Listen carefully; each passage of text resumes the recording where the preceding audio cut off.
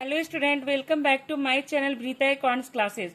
आज चलिए class 12th accountancy chapter 3 change in profit sharing ratio में हम लोग एक टॉपिक क्लियर करेंगे, accounting of reserve accumulated profit and loss. अब यहाँ पे देखिएगा स्टूडेंट, जो हमारा बैलेंस शीट है, बैलेंस शीट के कैपिटल एंड लायबिलिटी साइड में आपको जर्नल रिजर्व हमेशा मिलेगा, और प्रॉफिट एंड लॉस में हमारा अगर liability side profit and loss है तो एक क्रेडिट बैलेंस है, यानी फर्म के लिए प्रॉफिट है, और अगर एसेट साइड में प्रॉफिट एंड लॉस है तो लॉस है, डेबिट बैलेंस है।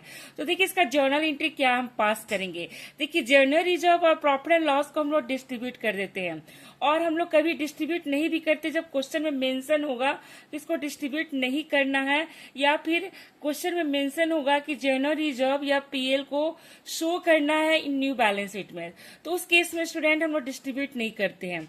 लेकिन अगर जर्नल रिजर्व एंड पीएल आपका दिया हुआ है क्वेश्चन में और कोई इन्फॉर्मेशन नहीं है तो ऑलवेज हम लोग डिस्ट्रीब्यूट करेंगे। तो डिस्ट्रीब्यूशन का एंट्री होगा फॉर जर्नल रिजर्व के लिए, general reserve account debit to old partners capital account, old partner में डिस्ट्रीब्यूट हो जाएगा।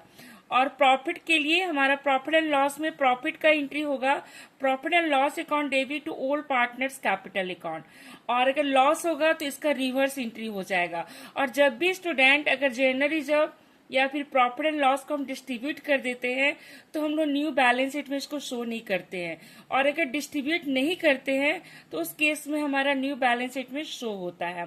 तो हम लोग जब डिस्ट्रीब्यूट नहीं करेंगे तो उस केस में क्वेश्चन में मेंशन कर देगा कि हम लोग को या तो एडजस्टमेंट एंट्री पास करना है या फिर डिस्ट्रीब्यूट नहीं करना है। तो उसका हम लोग नेक्स्ट क्लास में उस टॉपिक को हम लोग क्लियर करेंगे।